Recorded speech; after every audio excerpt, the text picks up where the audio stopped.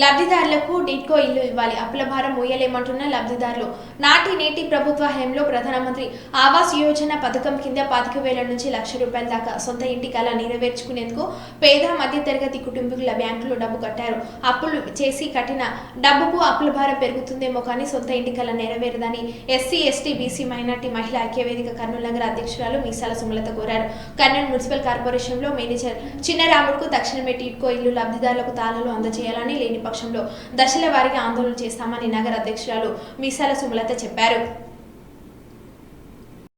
నేటి ప్రభుత్వం తెలుగుదేశం పార్టీ ప్రభుత్వం పాలనలో టిడ్కో ఇళ్ల కోసం ₹25,000 నుంచి ₹1,00,000 వరకు దాకా బ్యాంకులలో జమ చేశారు. ప్రభుత్వాలు మారుతున్నాయి కానీ పేదవాడి సొంత ఇంటి కల నెరవేరడం లేదు. నాటి నేటి టీడీపీ ప్రభుత్వం పేదవాడిపై పెరుగుతున్న అప్పుల భారాన్ని తగ్గించేందుకు తక్షణమే టిడ్కో ఇల్లు లబ్ధిదారులకు తాళాలు ఇచ్చి గృహప్రవేశాలు జరిగేలాగా చర్యలు తీసుకోవాలని ప్రభుత్వ అధికారులను కోరారు.